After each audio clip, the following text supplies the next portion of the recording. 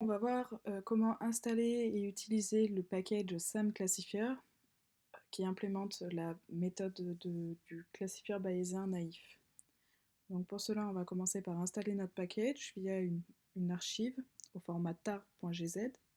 Donc je suis sur Mac, mais ce que je fais est valable exactement de la même manière sous Windows.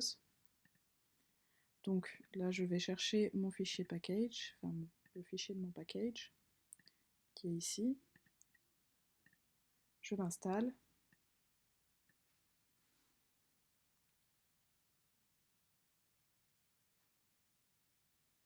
Puis je le charge.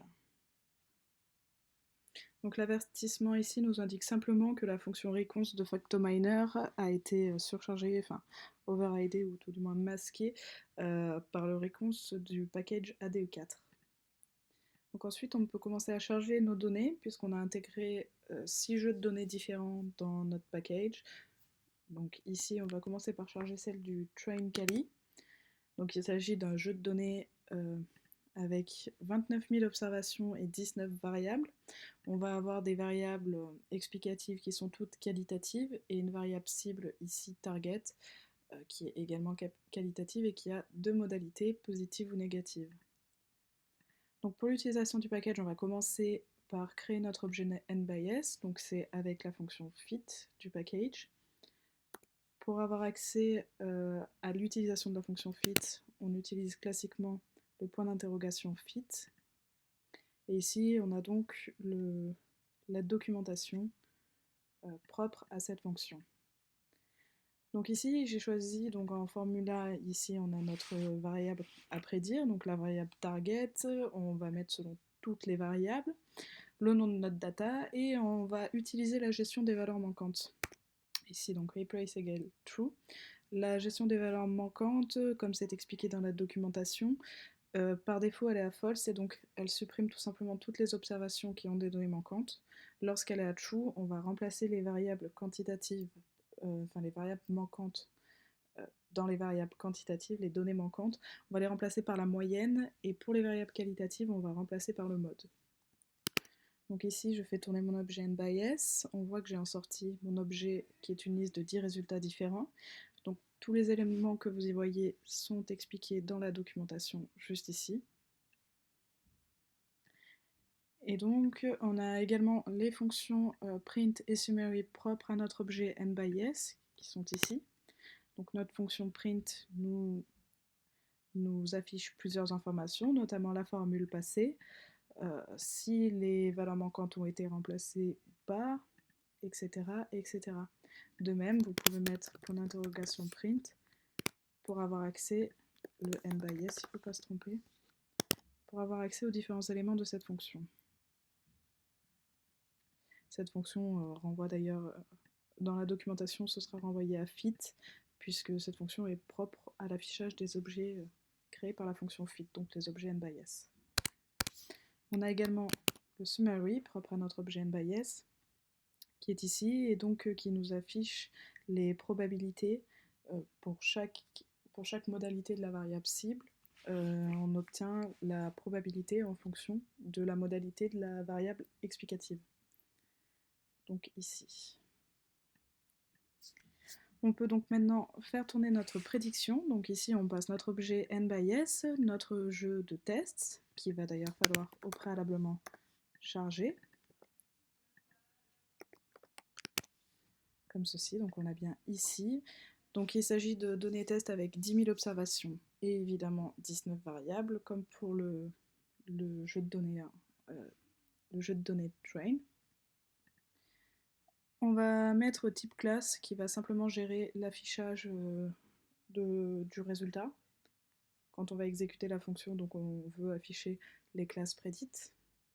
On va utiliser la sélection de variables. Donc ici, puisqu'on est dans le cas de variables qualitatives, on va utiliser la sélection FCBF et un delta à 0,1. Vous trouverez le détail de tous ces paramètres et leur signification toujours dans la documentation. Donc nous compilons notre prédiction qui peut prendre quelques quelques secondes quand même, parce qu'on a 10 000 observations. Ceci étant, on a mis de la parallélisation dans nos calculs, ce qui a légèrement amélioré notre temps de calcul.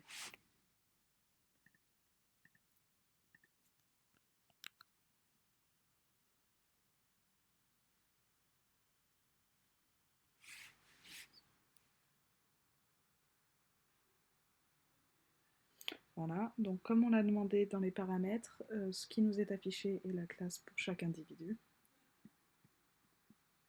On peut afficher les résultats propres à cet objet, donc qui se trouve ici. Vous avez les probabilités pour chaque modalité et le résultat final. Nous avons également un objet summary, enfin on a également une fonction summary propre à cet objet qui est ici, et qui nous donne donc la matrice de confusion, le taux de reconnaissance qui est ici de 64%, et le taux d'erreur qui est ici de 35%. Un exemple sur les données quantitatives, donc pour ça on va charger les données train_quanti, qui sont elles aussi intégrées dans le package. Donc il s'agit de données contenant 3500 observations et 41 variables. Donc toutes les variables explicatives sont ici quantitatives, et la variable cible ici est la V41 qui a 3 modalités, donc 0, 1 et 2. Comme précédemment, on va créer notre objet n by s. Alors par contre ici, pour l'exemple, on ne va pas effectuer de discrétisation, parce que par défaut, nous discrétisons les données. Et ici, pour vous montrer le déroulement lorsqu'on ne les discrétise pas, j'ai fait le choix de ne pas les discrétiser. Donc on lance notre objet n by s. On peut afficher ici les informations relatives à notre objet. À noter ici le type des variables explicatives. On peut, comme tout à l'heure, afficher le résumé. Donc on voit ici la moyenne et l'écart type de chaque variable. Donc ici la variable 29 par modalité de la variable cible, 0, 1 et 2. On peut maintenant lancer notre prédiction. Donc sur nos variables test quantitatives, évidemment pas sur le même jeu de données, et nous avons mis la sélection à true. Puisqu'il s'agit de données quantitatives, ici, la sélection va être faite via une ACP. Donc on va définir nos composantes principales, et ensuite nous referons nos calculs sur les axes sélectionnés, sur les composantes principales sélectionnées. Nous pouvons afficher nos résultats. Donc ici, j'ai demandé les probabilités, donc nous avons les probabilités pour chaque individu, pour chaque modalité de notre variable cible, juste ici, et également le résumé. Donc on obtient ici la matrice de confusion, le taux de reconnaissance qui est ici de plus de 80%, et le taux d'erreur qui est ici de environ 18%. On peut maintenant passer sur l'exemple des variables mixtes. Donc pareil, notre jeu de données s'appelle train mixed. C'est un jeu de données avec 873 observations et 47 variables. Donc comme vous pouvez le voir ici, c'est bien des variables mixtes. Et notre variable cible va être la variable carte VP avec les modalités c'est oui et c'est non. Comme précédemment, on va créer notre objet n by s, cette fois-ci sans discrétisation. Puis on peut l'afficher. Ici aussi, comme vous le voyez, le type de data est affiché. Nous avons ici des mixtes. Nous voyons également le résumé de toutes les données.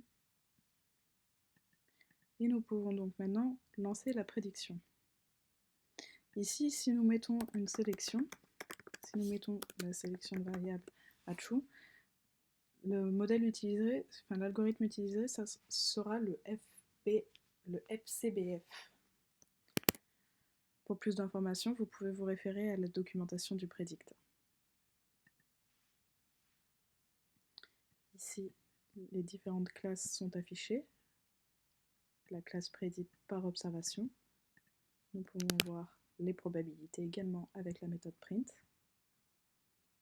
Et enfin, nous pouvons voir le résumé, donc avec ici toujours notre matrice de confusion, notre taux de reconnaissance qui est de 83% et notre taux d'erreur de 17%.